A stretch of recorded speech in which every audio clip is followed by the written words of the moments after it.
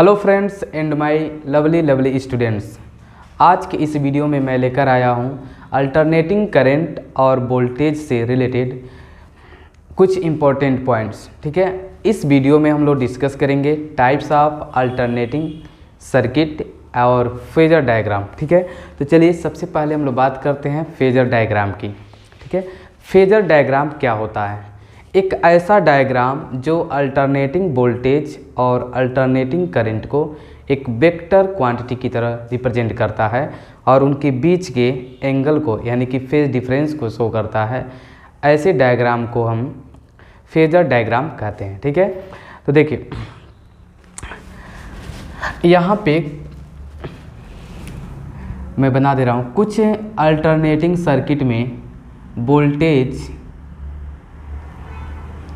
और करंट दोनों same face में होते हैं, दोनों सेम फेस में होते हैं। यहाँ पे देखिए वोल्टेज और करंट दोनों को सेम फेस में दिखाया गया है। यहाँ पर इनके बीच एंगल यानी कि फेज डिफरेंस क्या है? 0 है। ठीक है, कुछ अल्टरनेटिंग सर्किट में वोल्टेज और करंट के बीच फेज डिफरेंस फाई होता है, कुछ ना कुछ फेज डिफरेंस होता है। ओके, यहाँ पे आप देख सकते हैं वोल्टेज और करंट के बीच फेज डिफरेंस कितना है? 5। और कुछ अल्टरनेटिंग सर्किट में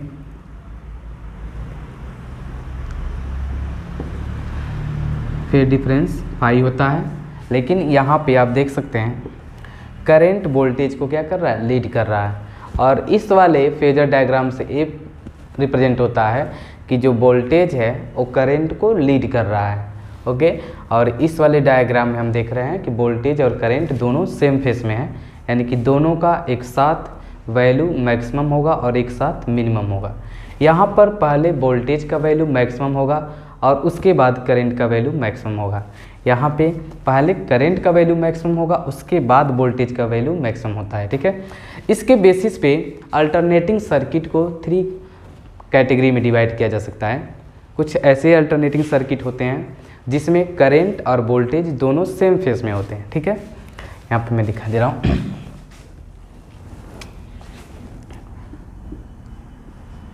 ओके, फर्स्ट देखिए अल्टरनेटिंग करंट और अल्टरनेटिंग वोल्टेज के बीच फेज डिफरेंस के बेसिस पे अल्टरनेटिंग सर्किट 3 टाइप्स के होते हैं। फर्स्ट, जिसमें वोल्टेज और करंट दोनों सेम फेस में होते हैं। ठीक है, कुछ सर्किट में करंट वोल्टेज को लीड करता है और कुछ सर्किट में वोल्टेज करंट को लीड करता है। तो यहाँ पर देखिए मान लीजिए वोल्टेज का इक्वेशन है V = V0 sin omega t और उस सर्किट में करंट का इक्वेशन है I = I0 sin omega t। ठीक है, ऐसे सर्किट के लिए अगर हम वोल्टेज और करंट का टाइम के साथ ग्राफ प्लॉट करें तो कुछ ऐसा आएगा। जब स्टार्टिंग में टाइम का वैल्यू 0 होगा तो वोल्टेज का वैल्यू भी 0 होगा। यहाँ पर जो वोल्टेज है वो साइन फंक्शन के अकॉर्डिंग चेंज होगा। ठीक है, तो यहाँ पे हमने वोल्टेज का ग्राफ ड्रॉ कर दिया एक कंप्लीट साइकिल के लिए। ओके, यहाँ पर जब टाइम 0 होगा तो करंट का वैल्यू क्या होगा? 0। टाइम इंक्रीज होगा तो साइन ओमेगा टी का वैल्यू इंक्रीज होगा और करंट का वैल्यू भी इंक्रीज होगा। ठीक है, जब ओमेगा टी का वैल्यू 90 डिग्री के इक्वल होगा यानी कि π/2 के इक्वल हो जाएगा तब करंट का वैल्यू मैक्सिमम होगा और जब ओमेगा टी का वैल्यू पाई के इक्वल हो जाएगा तो करंट का वैल्यू 0 हो जाएगा। ठीक है, इसके बेसिस पे अगर हम लोग करंट का ग्राफ प्लॉट करें तो करंट का ग्राफ हो गया। ओके, एक कंप्लीट साइकिल के लिए ये हो गया वोल्टेज का ग्राफ और ये हो गया करंट का ग्राफ। ऐसे सर्किट्स के लिए अगर हम लोग वोल्टेज और करंट का फेजर डायग्राम ड्रॉ करेंगे तो यहाँ पर ये फर्स्ट जो डायग्राम प्लॉट किया गया है फेजर डायग्राम, यह फर्स्ट कंडीशन को रिप्रेजेंट कर रहा है। यहाँ पर वोल्टेज और करंट दोनों सेम फेस में है, यानी कि दोनों का वैल्यू एक साथ मैक्सिमम पर होगा और एक साथ ही क्या होगा? मिनिमम पर होगा। इसमें दोनों साथ साथ चलेंगे। ठीक है, कभी एक दूसरे का साथ नहीं छोड़ेंगे। ओके, नेक्स्ट देखिए, इसको मैं मिटा दे रहा हूँ। कुछ ऐसे अल्टरनेटिंग सर्किट होते हैं जिनमें करंट के मैक्सिमम पहुंचने से पहले ही वोल्टेज अपने मैक्सिमम वैल्यू पे पहुंच जाता है। ठीक है, इनके लिए हम लोग इसका इक्वेशन लिखते हैं। अगर मान लेते हैं वोल्टेज का इक्वेशन है V equals to V naught sine omega T, और करंट का इक्वेशन है I equals to I naught sine omega T minus five. इस इक्वेशन में करंट के मैक्सिमम पहुंचने से पहले ही वोल्टेज अपने मैक्सिमम वैल्यू पे पहुंच जाता है। ठीक है, अगर हम लोग ऐसे सर्किट के लिए वोल्टेज और करंट का टाइम के साथ ग्राफ प्लॉट करेंगे तो आप देखेंगे t इक्वल्स टू 0 पे v का वैल्यू 0 होगा। ठीक है, तो हम ग्राफ प्लॉट कर सकते हैं। ओके, अगर हम लोग टाइम यहाँ पे करंट के लिए ग्राफ प्लॉट करेंगे तो देखिए यहाँ पे 0 है, तो कुछ ग्राफ इसका करंट का ऐसे आ जाएगा।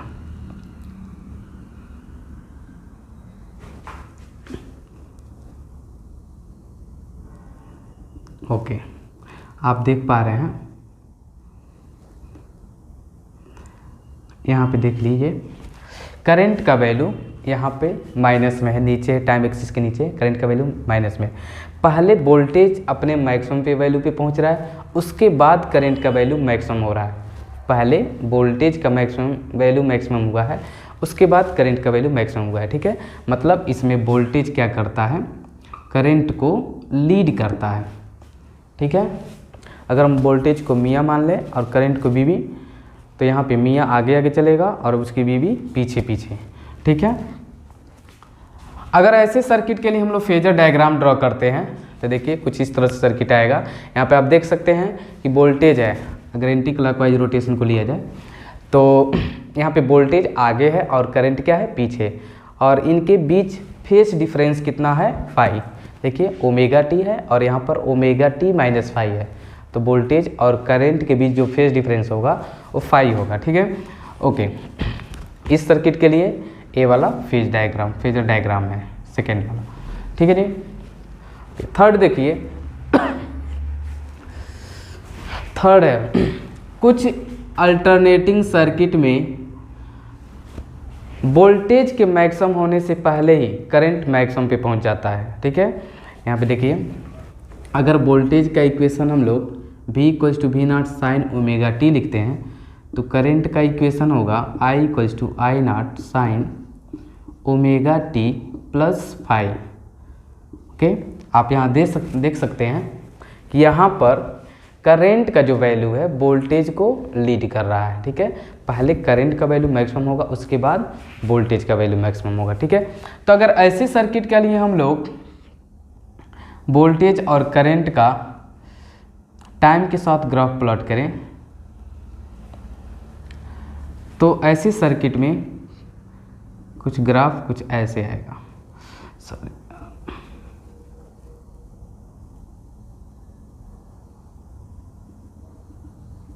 ओके, यहाँ पर ये वोल्टेज हो गया और ये करंट हो गया। ठीक है, तो जैसा कि अब मैंने पहले बताया है, अगर वोल्टेज को आप मियाँ मानेंगे और करंट को बीबी, तो यहाँ पे कौन आगे है, करंट, यानी कि बीबी आगे, बीबी आगे चल रही है और वोल्टेज उसको फॉलो कर रहा है। ठीक है, ओके, ऐसे सर्किट के लिए अगर हम लोग फेजर डायग्राम ड्रॉ करें तो ये वाला डायग्राम आएगा, फेजर डायग्राम थर्ड। इसमें आप देख सकते हैं करंट वोल्टेज को लीड कर रहा है, बीबी मियाँ को लीड कर रही है, और इसमें मियाँ बीबी को लीड कर रहा है, लेकिन इसमें बहुत अच्छे हैं सब, दोनों साथ साथ चल रहे हैं सब। ओके, ये हो गया फेजर डायग्राम और डिफरेंट टाइप्स के अल्टरनेटिंग करंट सर्किट। ठीक है, आप इसको अच्छे से लर्न कर लीजिए, क्लियर कर लीजिए, वीडियो को आप रिपीट करके देख लीजिए। ठीक है, इसके आगे हम लोग नेक्स्ट वीडियो में डिस्कस करेंगे। थैंक्स, जय हिंद।